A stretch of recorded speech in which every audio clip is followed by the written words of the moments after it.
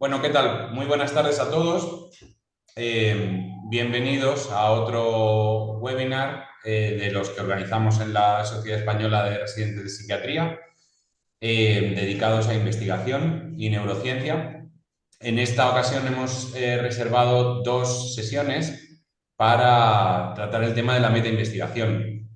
Hace 2 semanas tuvimos el primero de ellos, con Gonzalo Salazar, y este segundo vamos a hablar sobre otra parte de la metainvestigación, que son los metaanálisis y temas relacionados. Eh, yo quería inicialmente, presentarme. Yo soy José María Martínez Ávila, soy residente de psiquiatría del Hospital Gregorio Marañón y ocupo actualmente la, la vocalía de investigación y docencia de la SER. Y llevamos unos años, llevamos un año aproximadamente, un tiempo, organizando estos webinars dedicados a la investigación. Sobre todo el objetivo es conseguir o, bueno, facilitar a los residentes un poco iniciarnos en la investigación, porque ya la investigación pues, es un tema, a veces complicado para iniciarse y especialmente a los residentes muchas veces nos cuesta. Entonces, nuestra idea era contar con profesionales que tuvieran una trayectoria en investigación y que tuvieran más o menos cercana la residencia para que nos puedan orientar en este camino. Entonces, y sin más, quería presentaros al investigador que nos acompaña hoy, que es Michele De Prisco, que trabaja en el Clinic. Perdón, que me he perdido Michele, tu bio, No, no te que preocupes, no la encuentro. no te preocupes. Estaba buscando tu bio y no la encuentro. Sé que trabajas en el grupo del Clinic, te has especializado sobre todo en metainvestigación y te has dedicado principalmente a desarrollar metaanálisis y estás muy versado en la metodología, y por este motivo es por el que te hemos invitado. Además, tú nos ofreciste hacerlo. Y bueno, queríamos que la charla fuera un poco más participativa. Así que lo hemos hecho un poco formato entrevista. Miquel le va a ir compartiendo materiales para irlo haciendo más participativa. Si tenéis preguntas, irlas dejando en el chat o levantar la mano para intervenir directamente. Y luego, también quería comentaros que el certificado lo entregaremos después de la sesión, así que poned vuestro nombre completo para emitir el certificado, ¿vale? Y nada, sin más, Michele, si quieres empezar, habíamos pensado empezar por conceptos generales, ¿no? De qué significa metaanálisis y una pequeña introducción de por qué, o sea, sobre el concepto de metaanálisis, si nos podías hablar un poco de ello. Vale, vale, gracias. Muchas gracias, Chema. Muchas gracias a todos para invitarme aquí. Estoy muy contento de poder hablar de este tema porque es un tema que me fascina en general. Y trabajo bueno, yo acabé la residencia hace 3 años, creo. La hice en Italia, hice el último año aquí en España. Pero bueno, trabajo en metaanálisis.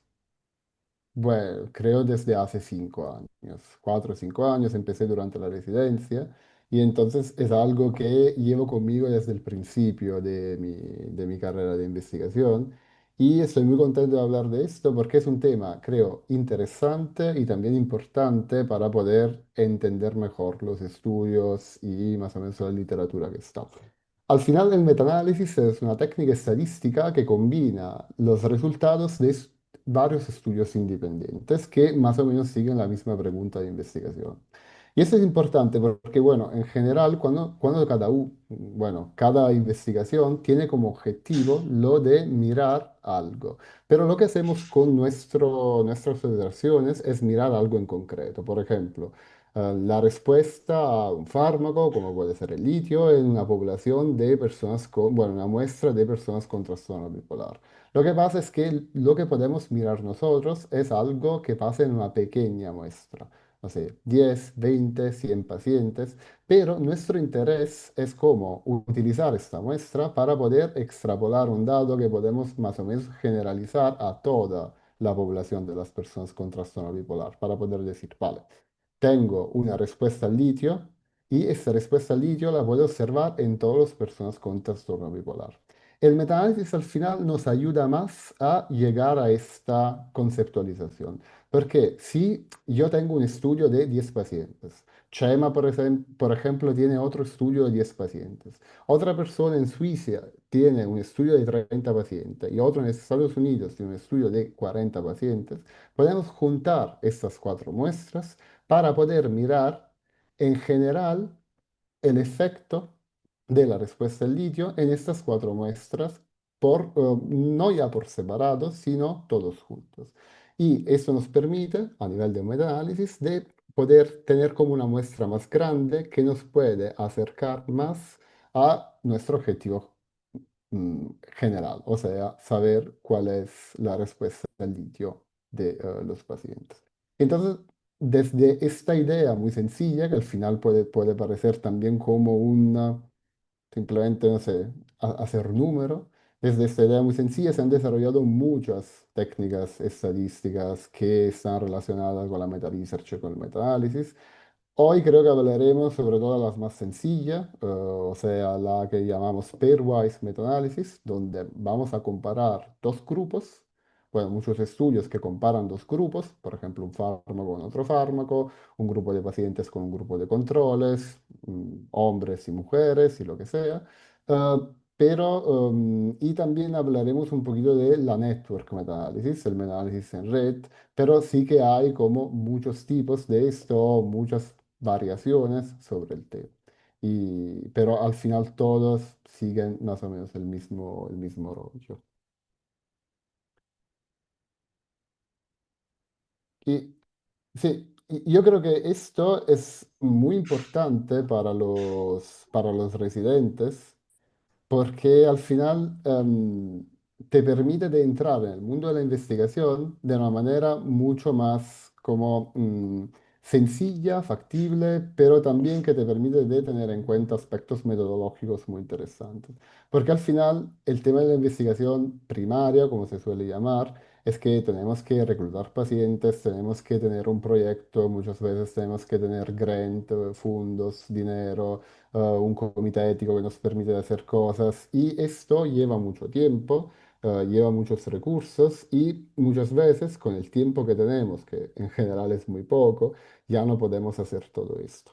O no podemos controlar todo esto y podemos como estar pendientes solo de una pequeña parte. Lo bueno de la metainvestigación, que, bueno, metaanálisis y lo que sea, es que esto nos permite de tener ya datos ya coleccionados para otros, de otros grupos que ya están publicados, que ya están por allí, y entonces lo que podemos hacer nosotros es como crear nueva vida, dar nueva vida a estos resultados y empezar como a ver, vale, estas personas han visto estas cosas, yo puedo utilizar una pregunta similar o diferente para poder ver otra cosa. Y esto lo podemos hacer con nuestro ordenador al final.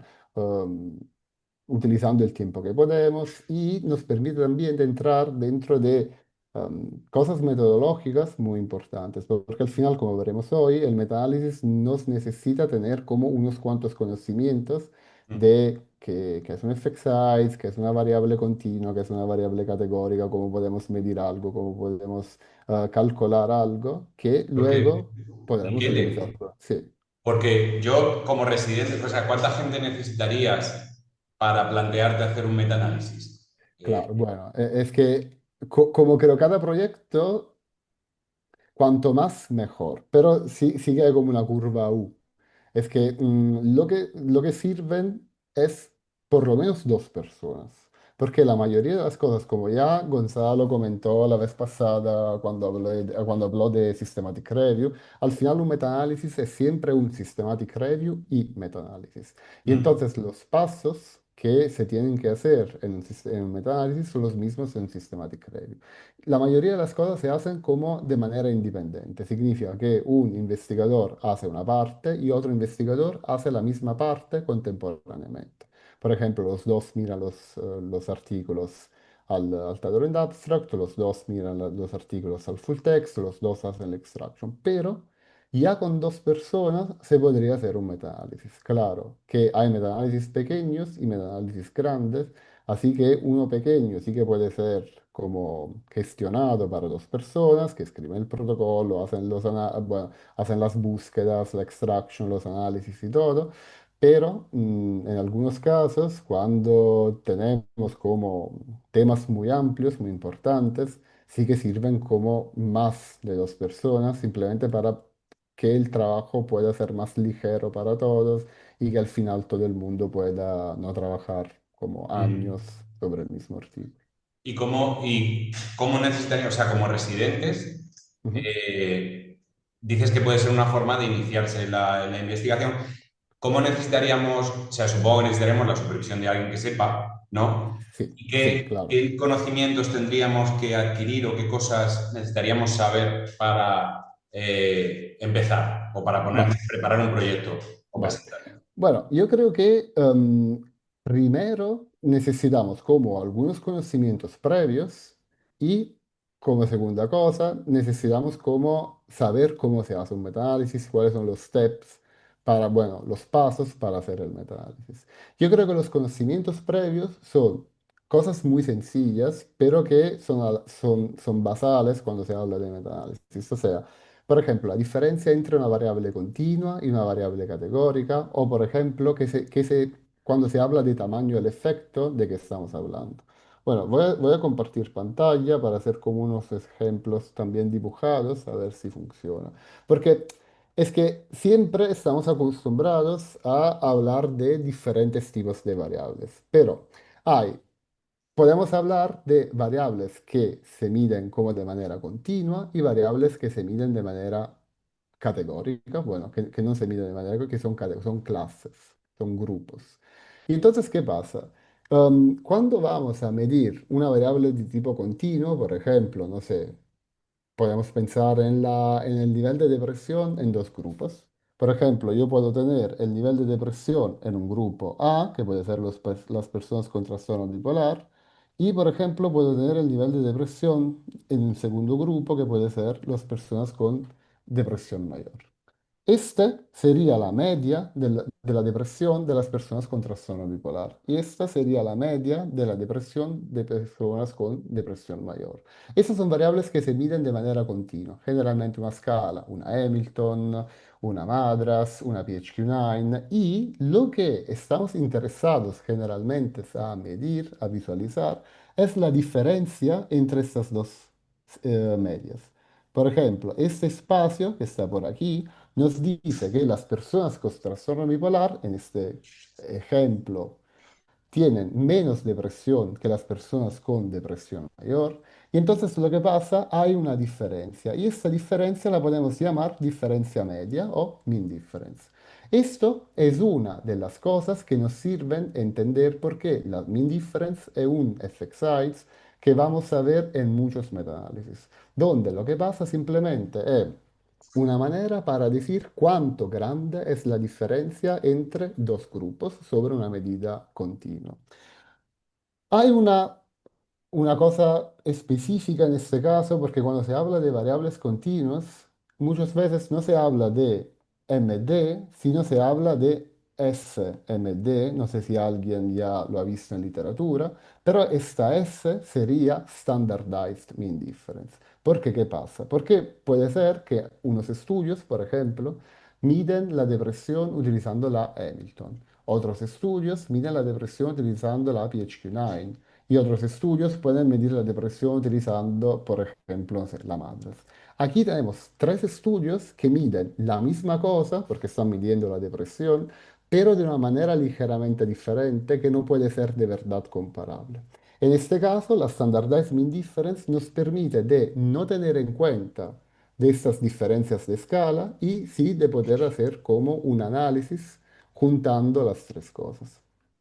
Y entonces, cuando hablamos de metaanálisis de variables continuas, siempre hablamos de, bueno, no siempre, pero en la mayoría de las veces podemos hablar de Standardized Mean Difference, que nos dice cuánto es diferente, como en este caso, la depresión en un grupo y en otro. Y esta es como bueno, el primer tipo de variable que podemos encontrar. Otro tipo de variable que podemos encontrar son las variables categóricas. Y variables categóricas significa la pertenencia en un grupo, que puede ser, no sé, ser hombre o ser mujer, o puede haber respuesto a un tratamiento o no haber respuesto a un tratamiento, haber tenido un efecto adverso o no haber tenido un efecto adverso. En este caso, lo que se utiliza para poder medir este tipo de diferencia en metaanálisis general, se utiliza algo que puede ser o la odds ratio o muchas veces en estudios longitudinales el risk ratio, que son ratio, son ratios, para poder ver si un evento, si algo pasa más en un grupo o en otro. Por ejemplo, hablamos de un efecto colateral que puede ser no sé, el tremor en pacientes con trastorno bipolar que toman litio y en pacientes con trastorno bipolar que no toman litio. Y podemos tener que, por ejemplo, 5 personas tienen tremor y 3 personas no tienen tremor, y lo que no toman litio, al revés, tenemos 2 personas que no tienen tremor y 8 personas que tienen tremor. En este caso, podemos utilizar una fórmula que, bueno, ahora no es importante mirarla, pero que nos permite de ver cuánto grande, cuánto más alto es el riesgo de tener tremor si tomo litio o si no tomo litio en las personas con trastorno bipolar. ¿Por qué digo esto? Porque creo que es muy importante entender la diferencia entre variables continuas, o sea, variables que se miden sobre una escala, y variables categóricas, o sea, variables que son como cosas que pasan, eventos que pasan. Porque al final la mayoría de las metaanálisis va a buscar esto.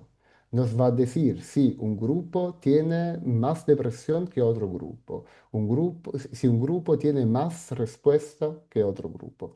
Y cómo lo hace a través de estos SXIs que llamamos SMD, Standardized Mean Difference, para las variables continuas, y Odds Ratio Risk Ratio para las variables categóricas. Y creo que es importante también entender cómo se miran estos efectos. Porque la SMD tiene un valor, bueno, tiene un range que va desde menos infinito a más infinito. Y cero significa que es el punto medio. Esto significa que imaginamos grupo A versus grupo B sobre la depresión y tenemos una SMD de más 0,5. Significa que el grupo A tiene más depresión que el grupo B, porque la diferencia entre los dos grupos es una diferencia positiva.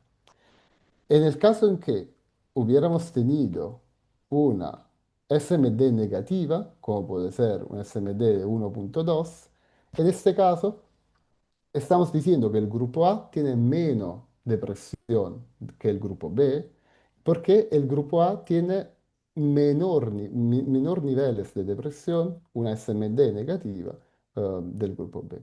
Y entonces cuando leemos los Standardized Mean Difference, y luego cuando hablaremos de Forest Plot, sí que veremos unos ejemplos. Siempre tendremos un número que va desde menos x a más x, pasando por el cero con el valor nulo. Entonces, cualquier SMD que tiene cero como valor significa que no hay ninguna diferencia en los dos grupos.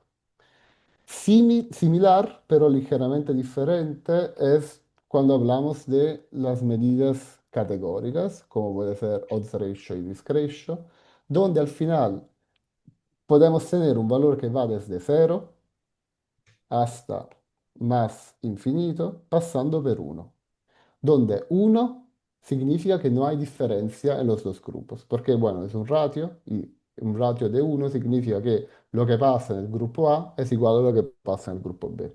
Entonces, todos los odds ratio que son mayor de uno nos permiten de decir que el grupo A tiene más ese evento que el grupo B. Por ejemplo, el grupo A tiene más respuesta que el grupo B. Y un odds ratio que es menor de uno nos dice al revés, que el grupo A tiene menos este evento que el grupo B. Bueno, esto, sí, disculpa. Vale. Y bueno, estos son, yo creo que son las cosas como más importantes cuando se habla, bueno, antes de hablar de un metaanálisis, porque Mm, nos permiten de tener como en la cabeza las cosas que luego veremos dentro del trabajo. Porque yo creo que si ya tenemos más o menos una idea de dónde vamos a llegar, es todo más sencillo a la hora de escribir un protocolo y todo esto. Pero claro, como tú antes decías, ¿qué tenemos? Bueno, tenemos que tener, ¿qué conocimiento tenemos que tener? Otro conocimiento es cómo escribir, por ejemplo, un protocolo. mm.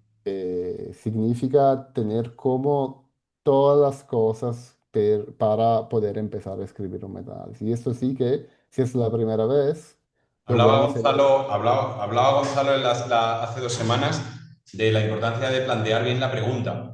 Exacto, exacto, Entiendo que sí. el protocolo hay una parte central que es plantear bien la pregunta, ¿no? Exactamente. Sí, yo creo que la pregunta es como la parte más importante en la planificación de un metaanálisis. Porque, bueno, esto creo que es la parte más importante de la planificación de cada estudio. Solo que en un estudio generalmente, bueno, en medicina en general, nosotros como residentes en psiquiatría, creo que estamos acostumbrados a hacernos preguntas. No sé, a ver, ¿qué probabilidad tiene este paciente de responder a este fármaco? ¿Qué probabilidad tiene este paciente de volver otra vez en sala? O también a nivel de estudios primarios, siempre los estudios primarios están con hipótesis y preguntas, pero esto a veces se pasa cuando hablamos de metainvestigación. Y muchas veces oigo personas que hablan de plantear un metaanálisis y lo hacen diciendo, vale, quiero hacer un metaanálisis sobre el litio, quiero hacer un metaanálisis sobre la clozapina, pero de manera muy general, muy poco como específica. Y así como ya Gonzalo como comentó, sí que tenemos que hacer una pregunta clara. Y para hacer una pregunta clara, yo creo que tenemos que seguir como unas reglas muy sencillas que se llama regla de Pico o PECO. Pico significa Population, Intervention, Control y Outcome. Y si en este caso, bueno, que hay también una versión para las versiones observacionales, donde se habla de PECO, donde significa Population, Exposure, Control y Outcome. Y creo que si intentamos, si conseguimos describir nuestra pregunta dentro de estas cuatro categorías, podemos hacer una pregunta muy buena y que nos permite de verdad encontrar artículos. Tengo aquí unos cuantos ejemplos que he traído de artículos que hemos publicado en estos años, porque bueno, al final todo lo que comparto ya está publicado en internet, entonces si lo queréis buscar en PubMed y cosas así, podéis descargar el artículo y todo. Y eso es un ejemplo de un protocolo. Es un protocolo donde al final tenemos un título, es un artículo que donde queremos comparar personas que tienen trastorno bipolar y TOC y personas que tienen solo trastorno bipolar. Y entonces, en el desarrollar este protocolo, sí que tenemos una parte dedicada a nuestra pregunta, que está descrita en el framework PICO, de lo cual hablamos, donde nuestra población serían personas con un diagnóstico de trastorno bipolar y TOC. En este caso estamos hablando de estudios observacionales y la I no se aplica. Habríamos podido utilizar el framework PECO igualmente y lo habríamos cambiado un poquito, luego os explico cómo. Los grupos de control, en este caso, sería personas que tienen solo trastorno bipolar, sin el TOC.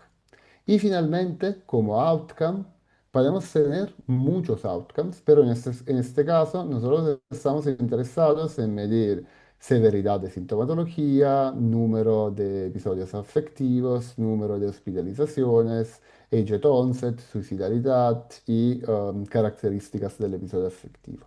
Entonces, con estas cuatro letras, nos hemos como forzado a escribir una pregunta clara que nos permite luego describir un protocolo, bueno, enfocado sobre nuestro tema y también cuando hacemos la búsqueda y todo, para que sea cuanto más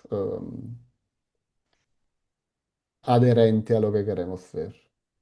Um, Como os decía, esto es un estudio observacional, no se aplica la I, habríamos podido utilizar la E, donde E significa exposición. Ahora, ¿qué significa exposición en este caso? Habríamos podido poner la P de manera más general, por ejemplo, aquí personas de cualquier rango de edad, porque no teníamos como límites de edad, y como exposición que tenían el diagnóstico de trastorno bipolar y de TOC. En este caso, habríamos podido tener, por ejemplo, población de adultos, de niños, de lo que sea, con el doble trastorno, con la comorbidad, que es la exposición que nos interesa. El control son las personas que no tienen esa exposición y entonces que tienen solo el trastorno bipolar y los outcomes, lo que sea. Pero yo creo que cualquier pregunta se puede, como, si conseguimos ponerla dentro del framework PICO o PECO, siempre queda mejor para poderla también entender nosotros mejor. Y hay también, de vez en cuando, puedes encontrar como otra letra. Se habla de picos o de pecos, donde la S, en este caso, que aquí no está codificada, se dice study design. Por ejemplo, hay artículos que buscan solo estudios randomizados controlados, artículos que buscan solo cohortes longitudinales, artículos que buscan lo que sea. En este caso, dentro de ese, tú puedes poner más detalles sobre esto. En este caso no teníamos límites en los tipos de artículos, así que no hemos puesto ese porque nos daba igual, era todo lo que había. Pero esta es la parte, creo, fundamental de un metaanálisis y de un systematic review al final. Estamos Mm. hablando del mismo en este concepto. Porque lo que pasa en el metaanálisis siempre pasa antes en el systematic review.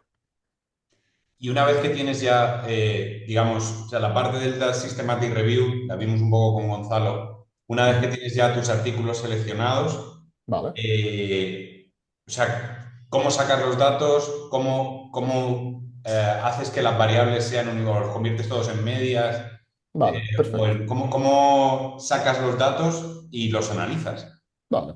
Sí, es que dentro del protocolo ya en general se pone una sección que se llama Data Extraction, donde la Data Extraction vamos a poner las cosas que nosotros planeamos de extraer de los artículos, para que no pase que, no sé, abrimos un artículo y decidimos, vale, extraigo esto, abrimos otro y decidimos, vale, extraigo esta otra cosa. No, desde el principio ya tenemos que saber todo lo que queremos extraer. Y esto se planifica a nivel de protocolo. También el Systematic Review tiene una parte de planificación y de data extraction, pero la extracción de un metaanálisis es mucho más compleja porque sí que aquí estamos interesados en sacar todas las medidas que nos permiten de calcular los effect size de lo que hablaba antes. Y entonces aquí, de momento que ya tenemos, bueno, tenemos unas cuantas variables que sí que son numéricas, como continuas, digo que puede ser, no sé, el puntaje de la severidad de sintomatología, y variables am, que son categóricas, como puede ser, no sé, el número de suicide attempts, bueno, no el número, si hay un suicide attempt o no, la presencia de otras comorbilidades y cosas así. Aquí decidimos de extraer estas informaciones. Cuando se habla de variables continuas, siempre tenemos que extraer media y standard deviation. Cuando se habla de variables dicotómicas o categóricas, siempre tenemos que extraer los números de eventos y números de no eventos. Por ejemplo, suicide attempt, número de eventos serían las personas que han hecho un intento de suicidio y um, si no, personas que no han hecho intento de suicidio como número de eventos. Y todo esto se traduce en una plantilla. Yo lo que hago es utilizar una plantilla en Excel, que ahora estoy abriendo para enseñarla. Es una plantilla en Excel donde voy a poner las diferentes cosas que necesito. Por ejemplo, el nombre del autor, el año, dónde ha sido conducido, el tipo de site design, los criterios diagnósticos y muchas cosas que luego podemos rellenar con las informaciones que necesitamos. Y esta es la versión como vacía, pero también he preparado una versión pequeñita con unos cuantos datos coleccionados. Estos son los datos del artículo del protocolo que os he enseñado. Así que estamos hablando de personas con trastorno bipolar y TOC versus personas bueno, sin TOC, con solo trastorno bipolar. Y por ejemplo, aquí podemos tener el estudio Benner et al. Del 2016 que hemos coleccionado, hemos visto, hemos abierto y desde allí hemos sacado las informaciones. Es un estudio hecho en Qatar, que es un cross-sectional, han utilizado para hacer los diagnósticos el DSM-4, incluyen solo adultos y nos dan, en este caso, por ejemplo, age at onset como uno de los outcomes que necesitamos. Y age at onset es un outcome de tipo continuo. Y siendo un outcome continuo, yo lo analizaré, bueno, lo he analizado utilizando una standardized mean difference. Outcome continuo significa que necesito de cada grupo media y standard deviation. Por ejemplo, en el grupo aquí de casos, que serían los pacientes, que en este caso son pacientes con trastorno bipolar y TOC, la edad media em, de onset del trastorno bipolar ha sido a los 43, con una división estándar de 13 por aquí. Si vamos a ver, bueno, aquí otras informaciones, muchas otras informaciones, aquí, aquí, aquí. Aquí hay otras que son con 41 y 43. Y entonces en los controles la edad de insurgencia del trastorno bipolar es como más baja. Lo mismo lo podemos ver, no sé, con otros por aquí, donde podemos ver que, por ejemplo, aquí la media de Age Onset es 23 y 7,2 la Standard Deviation. Y aquí miramos a los controles, donde hay ligeramente más alta que la de los pacientes con trastorno bipolar y TOC. O Bueno, sea, todo es, Miquele, sí, de cada estudio veo que sí, sacas varias líneas, ¿no? sí, En función de, o sea, en una pues sacas o sea, estoy viendo que ahí hay un estudio en el que sacas uno la media de edad, en otra línea sacas la media de el suicide, depende exacto. del número, pero a lo mejor mi pregunta es, no todos los estudios tienen todos los outcomes, ¿no? Exactamente, exactamente, sí. Si un estudio no tiene un outcome, simplemente ese estudio no tendrá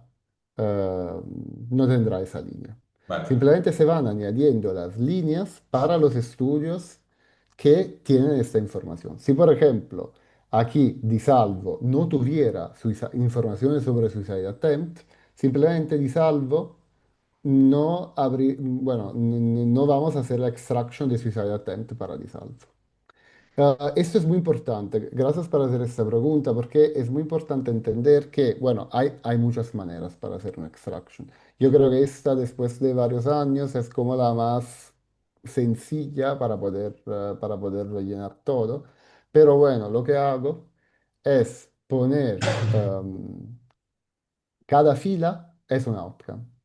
Y entonces, si un mismo estudio, miramos si tenemos vale, aquí, por ejemplo. Si un mismo estudio nos da más de un outcome de los cuales estamos interesados, sí que vamos a extraer la primera fila, las informaciones sobre el outcome age onset, y la segunda fila, informaciones sobre el outcome suicide attempt. Pero estamos hablando del mismo estudio, que tiene el mismo año, que ha sido conducido en el mismo sitio, esas informaciones se repitan.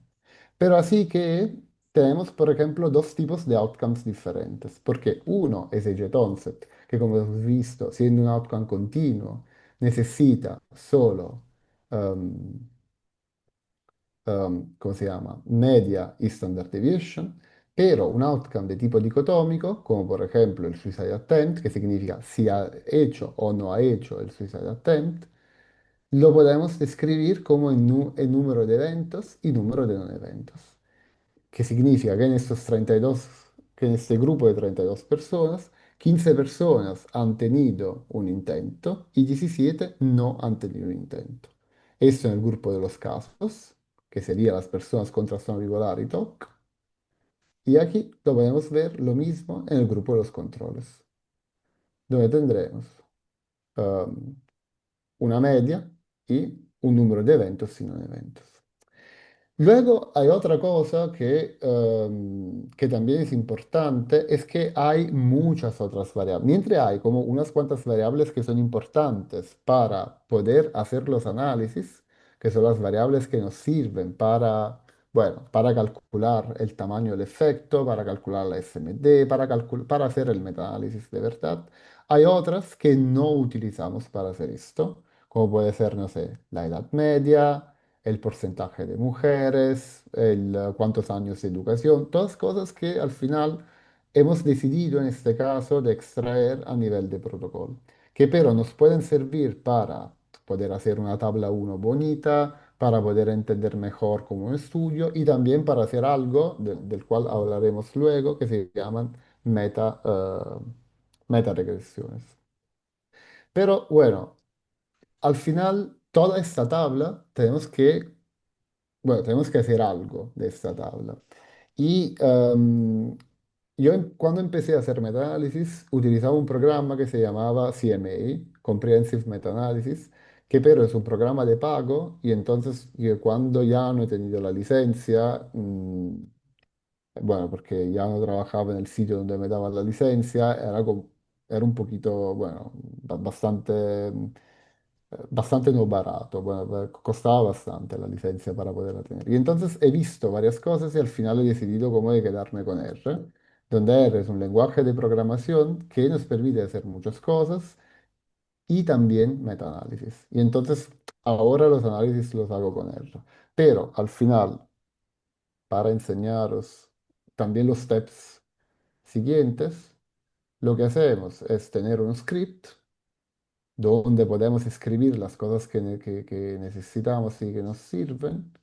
A ver si es esta, es esta aquí. Ah, está aquí, a ver. Y Vale. R, he visto, Michele, R, que Sí, muchos investigadores lo utilizan. sí. Pero requiere bastante aprendizaje, ¿no?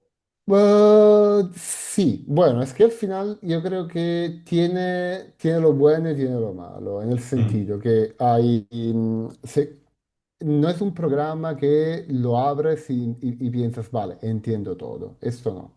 Porque mm. al final es muy poco user-friendly porque hay como líneas de código, hay estas cosas de colores raros, tiene que escribir todo para poder tener un output. No hay, por ejemplo, un botón que tú lo pulsas y te sale algo. Pero Um, creo que se presenta mal en este sentido, pero al final, una vez que uno tiene muy pocas informaciones, sí que le permite de hacer con mucho más cosas de manera más personalizada y también de manera más rápida y sobre todo es gratis. Y siendo gratis es algo que puede ser reproducible siempre. Así que yo si este código te lo paso, tú tendrás el mismo resultado que tengo Mm. yo en mi ordenador y cosas así. Y Pero luego, y sí, luego hay una cosa, Michele, que no sé qué tal funcionará, pero yo lo he hecho a veces, o sea, yo R he empezado a utilizar un poco. vale. Pero los chatbots, o sea, ChatGPT, por ejemplo, Sí, le puedes preguntar a ChatGPT y te da el código. O sea, tú sí, le claro, quiero sí. comparar dos medias en R, escríbeme el Exacto, código. sí, Y te lo sí. Yo escribe. creo, sí, es que al final ahora con chat, con Claude, lo que sea, todo está mucho, mucho más sencillo. Mm. Yo creo que siempre está bien tener un, bueno, por lo menos un mínimo de conocimiento de cómo se lee el output para poderlo interpretar. Porque es verdad que a veces como chat te da output súper complejos, súper largos, llenos de colorines, llenos de comentarios y cosas que al final tampoco tú entiendes qué está haciendo. Pero sí, en general está perfecto para poder hacer también, no sé, bueno, quiero escribir un código, le pregunto cómo hacerlo, luego lo reviso y se queda súper bonito y perfectamente funcionante.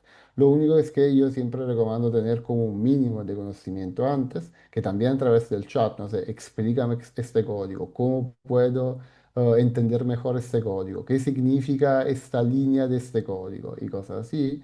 Pero bueno, creo que estamos en el 2025 y creo que las cosas seguirán como mejorando en este sentido a nivel de AI. La programación será siempre más como de supervisión que de escribir, pero bueno. Y totalmente de acuerdo, si tú le preguntas al chat, hazme un metaanálisis sobre estas cosas, si necesitas estos datos, el chat lo hace. El problema es que tienes que entender qué darle. Y aquí, por ejemplo, tenemos que, bueno, por ejemplo, vemos que hay dos tipos de effect sites, que son los dos que habíamos comentado antes. Tenemos la SMD para poder hacer como un metaanálisis de agent onset, porque estamos interesados en comparar algo de continuo. Y tenemos un odds ratio para poder hacer algo sobre, sobre suicide attempt, que es como eventos y no eventos. Y a según del tipo de effect size que vamos a buscar, en este caso una variable continua o de una variable dicotómica, sí que tenemos que darle informaciones diferentes. Por ejemplo, una variable continua, necesitamos saber cuántas personas están en el grupo de trastorno bipolar y TOC, cuántas personas tienen solo trastorno bipolar, cuál es la media de las personas con trastorno bipolar de la población comórbida, cuál es la standard deviation de la población comórbida, cuál es la media de la población de control y cuál es la standard deviation de la población de control. Y con todas estas informaciones, el programa aquí te hace un metaanálisis. Lo mismo pasa con los odds ratio, donde tienes que decirle cuántos son los casos, cuántos son los controles, cuántos eventos hemos tenido en los casos, cuántos no eventos hemos tenido en los casos y lo mismo los controles. Y al final, cuando tú le das esto, obtienes el metaanálisis. El metaanálisis ya está hecho. Y desde aquí sí que puedes obtener como otras cosas, como por ejemplo el forest plot. No sé si creo que Forest Plot es como la figura más importante del metaanálisis porque es como la que más te representa el metaanálisis. Yo aquí los tengo, bueno, ya preparados para Y eso echar le das esto ya a correr el código y te sale y, el forest plot. y te sale el Forest Plot. Bueno, te lo enseño live, a ver si funciona. A ver si A funciona. ver si funciona. Sí, sí, no, claro. Exacto.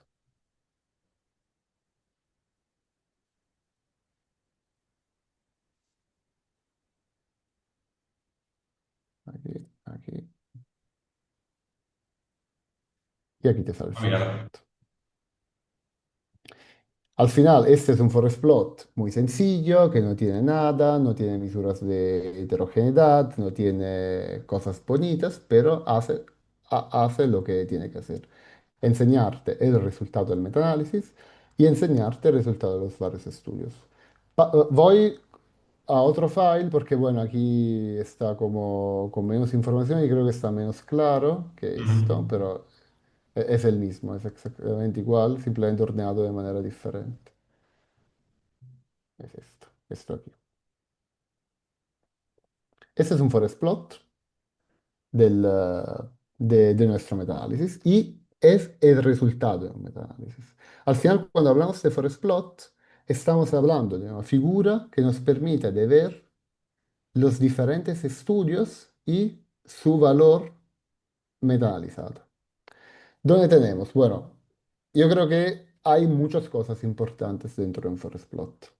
En la izquierda tenemos los diferentes estudios que entran dentro de un metaanálisis. Por ejemplo, aquí tenemos 12 estudios que entran dentro de un metaanálisis. Tenemos Isler, Ozdemiroglu, Geon, Di Salvo y lo que sea. Y en este caso están ordenados desde el que tiene la diferencia más grande a lo que tiene la diferencia más pequeña. A la derecha tenemos los valores de la Standardized Mean Difference. Si os acordáis, antes hemos hablado de Standardized Mean Difference y hemos dicho que la Standardized Mean Difference va desde menos infinito a más infinito. Y puede tener como un valor que va desde menos x a más x, con cero, que es el valor nulo. Y en este caso, por ejemplo, estamos diciendo que tenemos una Standardized Mean Difference de menos 2,46, que significa que el grupo A, en este caso, las personas con trastorno bipolar y TOC, tienen una edad de onset del trastorno bipolar mucho, mucho, mucho, mucho más baja que los controles. Porque estamos hablando como de una diferencia bastante grande. Y estos, entonces, en la derecha podemos ver efecto y intervalos de confianza. Los intervalos de confianza son muy importantes cuando hablamos de metaanálisis porque al final en el metaanálisis sí que estamos interesados a la parte de um, significatividad, la P menor de 0,05 y cosas así, pero estamos interesados sobre todo en la dispersión del efecto. Y los intervalos de confianza nos dicen que cuanto más amplios son, tanto más el efecto está disperso. Entonces, bueno, lo que ves es como, bueno, nuestro objetivo es tener como intervalos de confianza muy estrechitos para poder decir que el efecto que estamos mirando, más o menos, lo podemos mirar similar también en otras poblaciones. Pero bueno, a la izquierda, para no ir en otros sitios, a la izquierda, nombre de los estudios, a la derecha, efecto de los estudios. Al centro podemos ver, en el centro podemos ver los diferentes effect sites puestos de manera gráfica, donde estas barras horizontales es una representación gráfica de los intervalos de confianza que podemos ver por aquí, -3,41, -1,5 más o menos. El punto representa el efecto medio, en este caso -2,46, -0,5, pero cuanto más grande es el punto, significa que tantos más, en este caso pacientes o muestra, está incluida dentro de este estudio. Entonces, esto nos dice que, por ejemplo, este estudio aquí tiene una muestra mucho más grande que este estudio aquí, porque el puntito de esto es mucho más grande que el puntito de esto. Y finalmente, otra cosa importante, bueno, a ver, la más importante diría, es el efecto final. Este diamantito que se llama, bueno, en inglés lo llaman Black Diamond, sería el resultado del metaanálisis. Significa que cuando hemos visto todos estos dos estudios y los hemos mirado juntos, el efecto final de la edad del age at onset en el trastorno bipolar es de -0,27. Es significativo porque los intervalos de confianza no incluyen el valor nulo de la SMD, que en este caso es cero, y significa que las personas con comorbilidad, que tienen los dos trastornos, tienen una edad menor de onset que los controles. Y como este se lee de la misma manera, este que por ejemplo está hecho sobre eventos. Claro que ese ahí, el valor central está en el uno, ¿no? Porque son los rates. Exactamente, pero aquí hay una pequeña trampa, perfecto. Porque aquí no estamos mirando el threshold, estamos mirando log o threshold. El Ah, logaritmo del threshold se mira igual a standardized mean difference. ah, ¿Pero vale. por qué he hecho aquí? Porque cuando hablamos de threshold, muchas veces los intervalos de confianza llegan a valores como infinitos, muy grandes. 300, 200, 400. Y esto, bueno, la figura se hace muy fea en este caso. Entonces, si ponemos como el logaritmo de los thresholds, sí que sale aquí. Pero creo que si lo pongo, bueno, estoy pensando si tengo otro artículo por aquí. A ver, para enseñarte. Este es otro artículo similar, pero que hemos hecho de otra manera. Ah,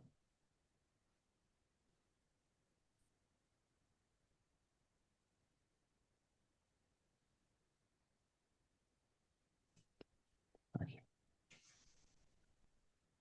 Si por ejemplo ponemos este. Ah, vale. Claro. Salen así, salen muy feos, porque aquí, por ejemplo, tenemos un odds ratio de, con intervalo de confianza de 9000. Y entonces, a ver si Pero tenemos ese como... será un estudio con muy poquitos pacientes, ¿no? Sí, exacto. Con muy pocos pacientes y sobre todo con eventos muy bajos. Mm, Y entonces, aquí mejor. Bueno, aquí mejor. Y aquí puedes ver que el valor nulo es 1. Esto está sobre el 1. Y entonces este resultado final no es significativo porque el intervalo de confianza sí que incluye el valor nulo, que en este caso es 1. Pero bueno, lo hago generalmente a nivel gráfico, el logaritmo de odds ratio, para que se vea mejor, porque al mm. final es la misma información.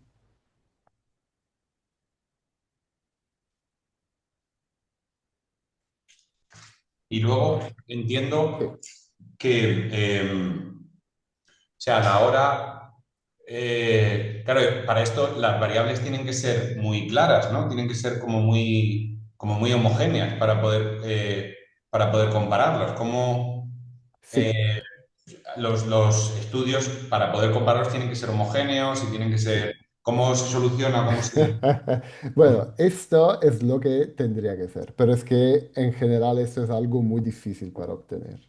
Y lo Mm, que pasa en general es que tenemos algo que nosotros llamamos como heterogeneidad.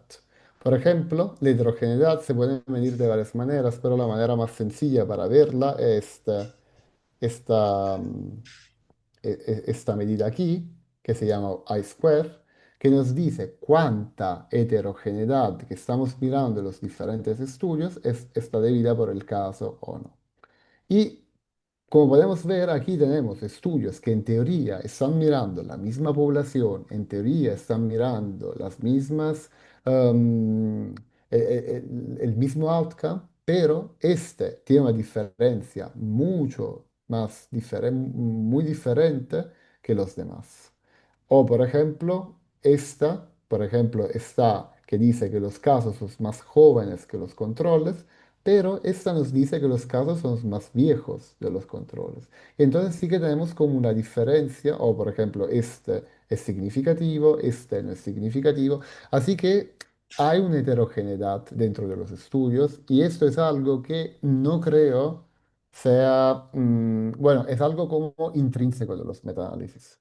Porque a pesar que, sobre todo cuando hablamos de estudios observacionales, porque a pesar que intentamos crear, bueno, tener una pregunta muy clara, seleccionar artículos de muy buena calidad, tener como artículos que exactamente hablan de lo mismo, hay diferencias que, bueno, por ahora no entendemos que pueden impactar sobre nuestros estudios y nos pueden decir que hay una heterogeneidad. Claramente lo bueno es que cuando hacemos un metaanálisis encontramos ese valor de O-square bajo y por bajo entiendo como menor de 50%, porque si ya está mayor de 50% hablamos de alta heterogeneidad.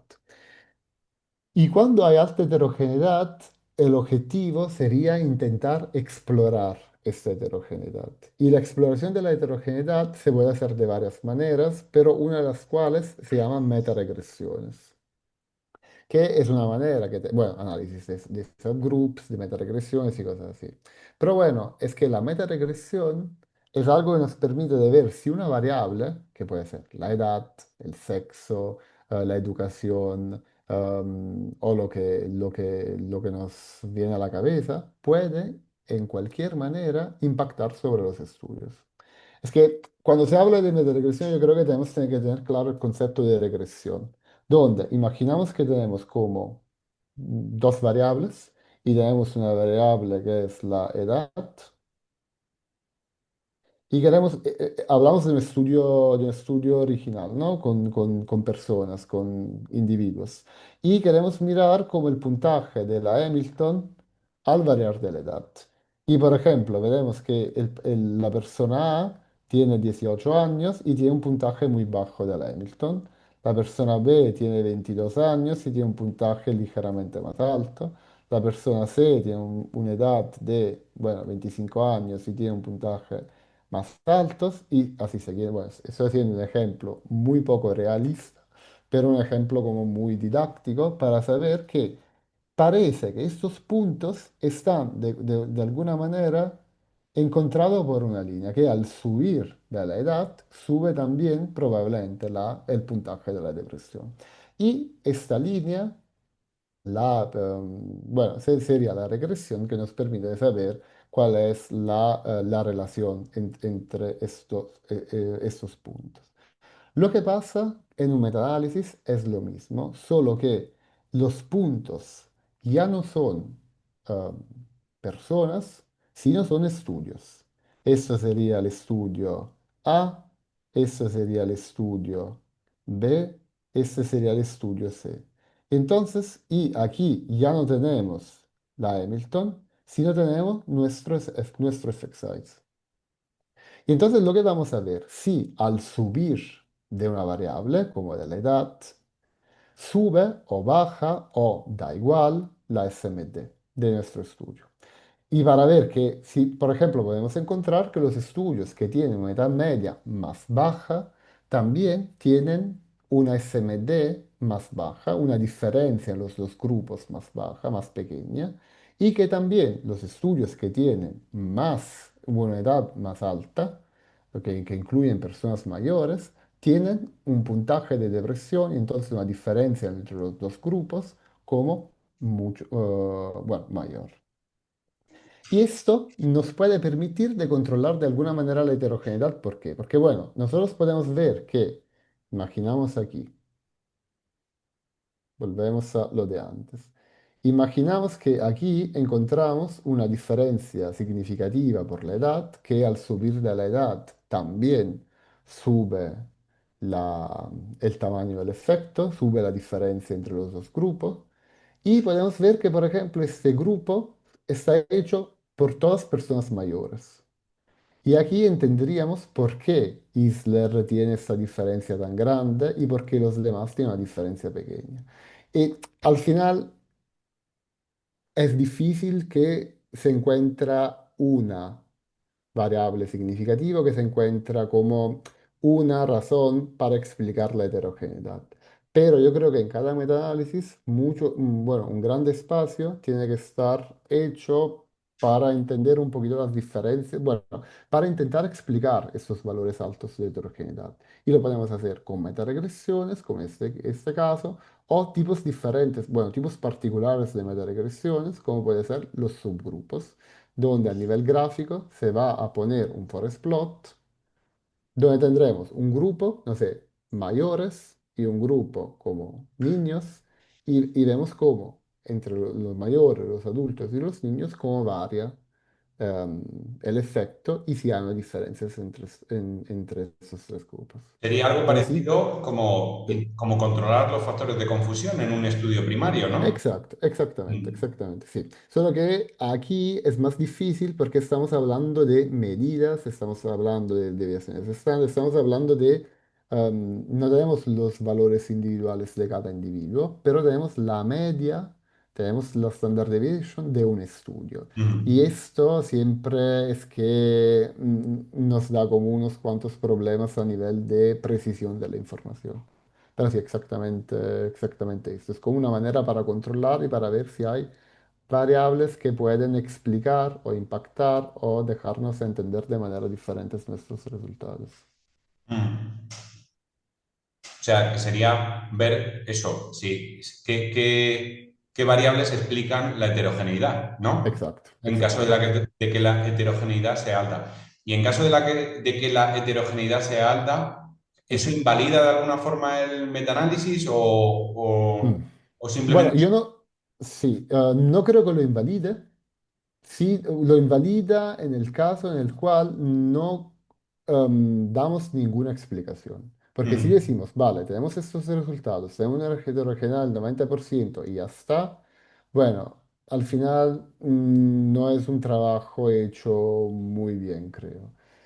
Siempre creo que tenemos que hacer como lo máximo posible para entender y para intentar entender la heterogeneidad. Y luego lo podemos conseguir en algunos casos o lo podemos no conseguir en otros, porque sobre todo cuando hacemos muchos metaanálisis es posible que, no sé, algunas tienen alta heterogeneidad, otras no, no hay espacio para poder discutir, explicar todo, pero para eso también hay los supplementary materials donde se pueden poner análisis, um, añadir análisis, poner también sensitivity análisis y cosas así. Porque bueno, hay también otros que se llaman sensitivity análisis que nos permiten de, no sé, seleccionar una porción de los estudios para poder saber si nuestros resultados son estables o no. Por ejemplo, yo tengo mi análisis principal y luego decido cómo seleccionar solo los artículos de buena calidad. Y a ver, el resultado que tengo en mi análisis principal se repite en esta submuestra o no. Porque si se repite, perfecto. Mis resultados son robustos. Si no se repite, tenemos que discutir esto diciendo que, bueno, cuando hablamos del main tenemos un efecto, pero si miramos solo los estudios de buena calidad, este efecto se puede perder, o al revés. mm. No sé no sé cuánto tiempo tienes. Querías hablar también o sea, yo creo que hasta ahora a mí me está quedando bastante claro, me has aclarado muchos conceptos y me está sirviendo mucho. ¿De acuerdo? No sé si querías hablar también un poco de otras formas de metaanálisis, el network metaanálisis Sí, claro. y el umbrella review, pero Vale. depende un poco cómo vayas de tiempo. Llevamos como una hora. Vale, sí, para mí podemos seguir y tú me dices si tenemos que cerrar, cerramos. Pero podemos hablar, también puedo intentar reducir un poquito y hablar como de manera más sintetizada sobre estos aspectos. Porque sí, es que, bueno, hasta ahora hemos hablado de metaanálisis pairwise, donde tenemos una comparación de dos grupos y allí simplemente estamos mirando si un grupo tiene más o menos algo de otro grupo. Es que el network meta-análisis es algo ligeramente diferente. Voy a compartir otra vez pantalla, que me gusta hacer dibujitos. Espero que sean claros. Por esto, vale, aquí. Porque el network meta-análisis se hace en este caso. Bueno, imaginamos que tenemos un grupo, que es el grupo A. Y tenemos un estudio que compara el grupo A con el grupo B sobre el efecto de un fármaco. Vale. También tenemos otro estudio que compara el grupo B con el grupo C sobre el efecto de otros dos fármacos. ¿Qué pasa? Es que nosotros, a través de un network meta-análisis, podemos estimar el efecto del grupo A con el grupo C, aunque no exista en realidad. Haciendo un ejemplo más concreto, porque los networks de análisis generalmente se hacen por grupos, sino se hacen en estudios interventísticos, imaginamos que tenemos un estudio que compara litio y placebo. Tenemos otro estudio que compara la motrigina y placebo sobre, no sé, la sintomatología maníacal y que, bueno, y que no hay estudios que comparan litio y la motrigina. Entonces ahora podemos hacer dos cosas. O hacemos un estudio, un RCT para comparar litio y la motrigina, que bueno, estaría bien, pero aquí dinero, fondos como intereses de casas farmacéuticas y cosas así. O podemos utilizar el Network Meta-Análisis para poder estimar este tipo de comparación. Y aquí el Network Meta-Analysis al final nos da los resultados de las comparaciones directas, que son las comparaciones que existen de verdad, y de las comparaciones también indirectas, que son las comparaciones que no existen de verdad, pero que podemos estimar utilizando las informaciones que ya existen de otros nodos, porque eso se llama nodos. Y cuando vamos a ver un artículo, porque bueno, este es un network muy sencillo, al final pequeño y que poco te deja entender, pero cuando vamos a ver un network meta-análisis de verdad, sí que las cosas se hacen más complejas. Este es un paper que publicamos con Vincenzo Oliva, primer nombre, aquí, que es un network que publicamos en Lancet hace un año y pico, donde aquí estamos mirando exactamente esto. Este es un network meta-análisis de intervenciones sobre la depresión psicótica y estamos comparando diferentes estudios para ver un poquito qué pasa sobre la depresión psicótica. Y estas líneas nos dicen que existe de verdad un trial que me compara amoxapina con amitriptilina y perfenazina. Existe de verdad un trial que me compara amitriptilina y placebo. Pero, por ejemplo, no existen trial que comparan amoxapina con placebo.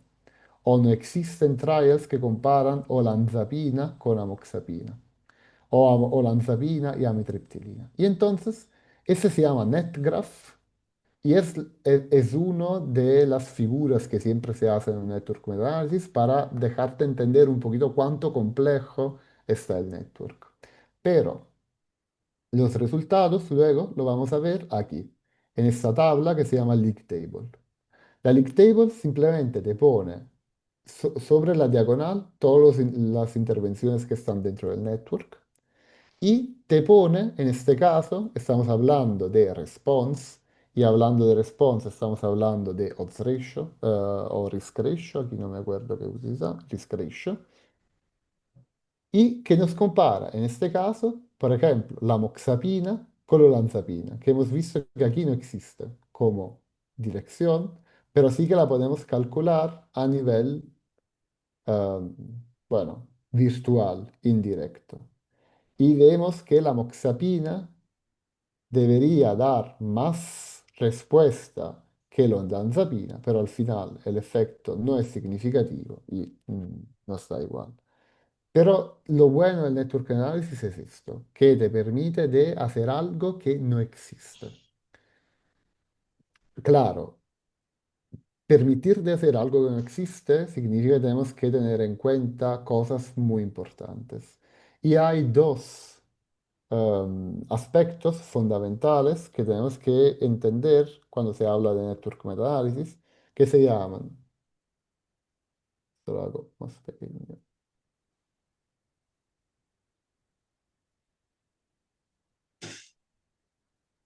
que se llaman transitivity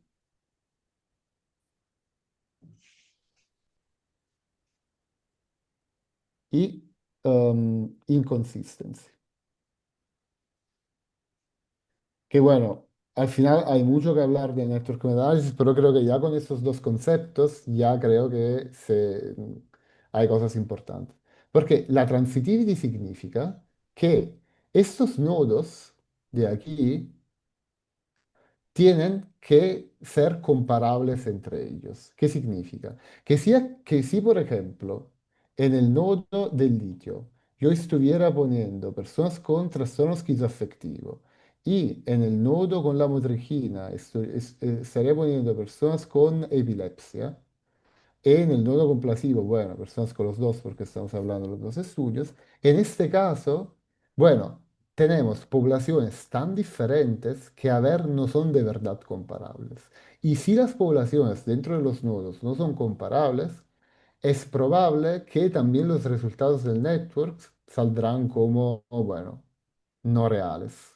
Porque al final, a nivel matemático es posible, pero luego a nivel de sentido clínico lo pierde porque estamos haciendo algo que, bueno, no es lo mismo comparar el litio en esquizoafectivos y la lamotrigina en epilépticos, porque estamos hablando de dosis diferentes, un trastorno diferente, una biología diferente y cosas así.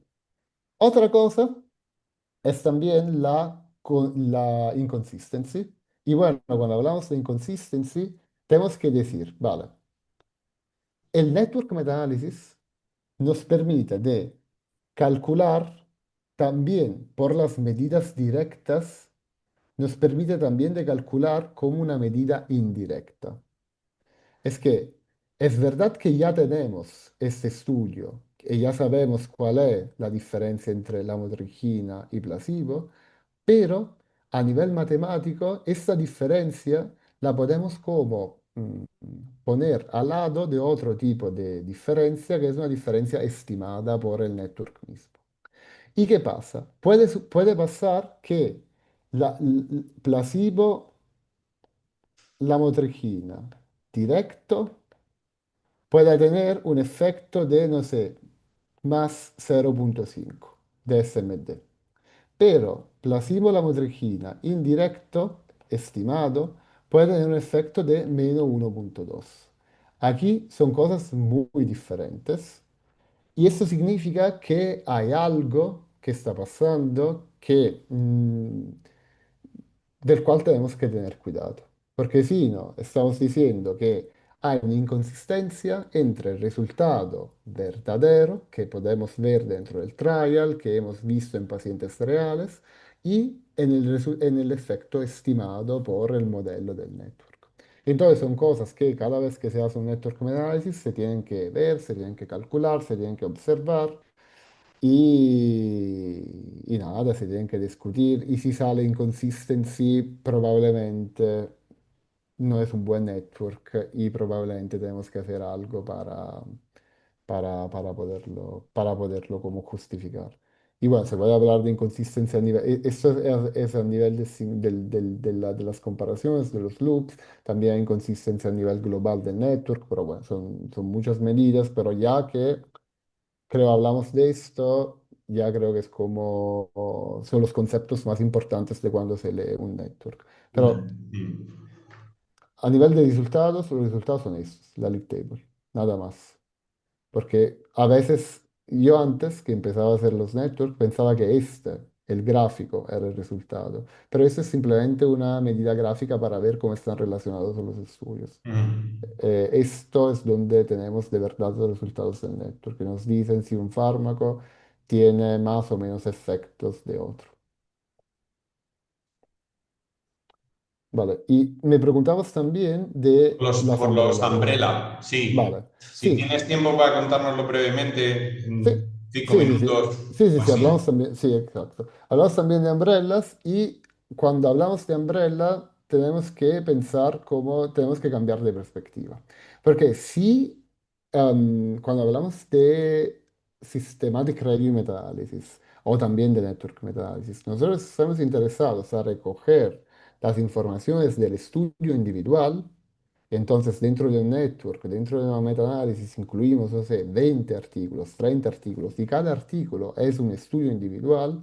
La umbrella te hace cambiar perspectiva porque no estamos mirando ya a los estudios individuales, sino estamos mirando a las meta-análisis o las systematic review. Y entonces, si por ejemplo una meta-análisis incluye 30 artículos, una umbrella puede incluir 30 meta-análisis. Cada artículo que vamos a incluir será un meta-análisis, será un systematic review, será otro tipo de meta-research. Entonces, por eso se llama umbrella, porque hace como un paraguas sobre diferentes meta-análisis que ya han sido conducidos sobre el tema. Y por esta razón, las preguntas de las Umbrella Reviews en general son preguntas muy amplias. Es difícil que encontrarás una Umbrella Review que te diga, no sé, la diferencia entre el cortisol de los pacientes con trastorno bipolar y los controles y no sé, dentro salivar, el cortisol salivar. Es más probable que puedes encontrar una umbrella review sobre todas las alteraciones del eje HPA de todas las personas con trastorno mental severo, por ejemplo. Ujú. Porque de momento que van a incluir cosas muy amplias, también las preguntas son en general muy amplias. Eso no es una regla, es algo que puede ser, que puede pasar también de manera diferente. Pero sí que es así. Y en general el objetivo del Umbrella Review ya no es, bueno, también, aquí también hay como mucha discusión, pero la mayoría tienen como el objetivo el de evaluar la literatura que ya hay. Y para saber, vale, entre estos muchos artículos, muchos resultados que he obtenido, muchos metaanálisis, pero ¿de qué me puedo fiar? Os dejo solo un ejemplo para acabar, que es este artículo que también podéis encontrar en PubMed, que es un artículo que publicamos hace un año en World Psychiatry sobre el impacto del air pollution y climate change sobre outcomes de mental health, donde al final vamos a incluir más, bueno, 32 meta-análisis dentro del Umbrella Review. Esas 32 meta-análisis incluían 284 estudios individuales y nos daban más de 200 tipos de asociaciones diferentes.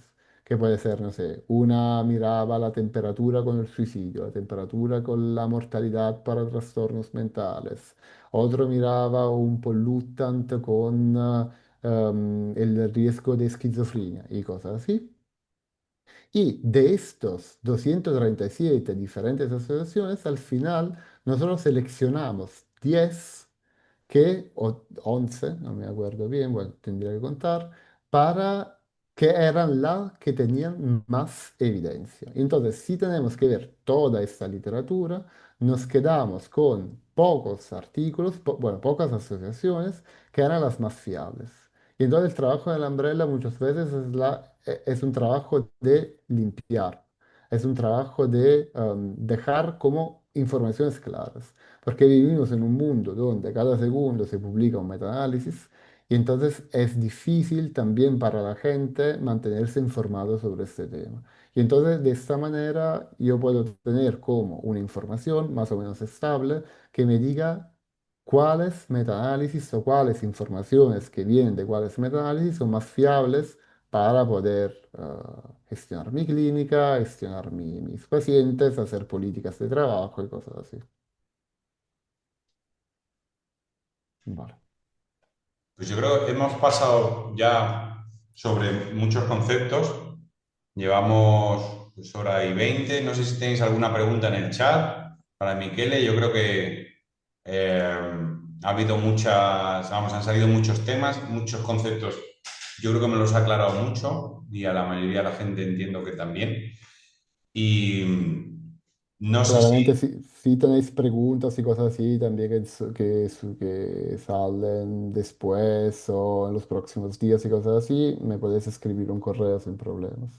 perfecto, perfecto, Michele. Pues yo creo que no hay preguntas en el chat, no te queremos robar más tiempo. Vale, Muchísimas gracias. a ti. Subiremos esta charla al canal de YouTube de la SPSM por si queréis repasarla. Y de nuevo, muchísimas gracias y seguiremos en contacto. Un saludo. Vale, vale, gracias.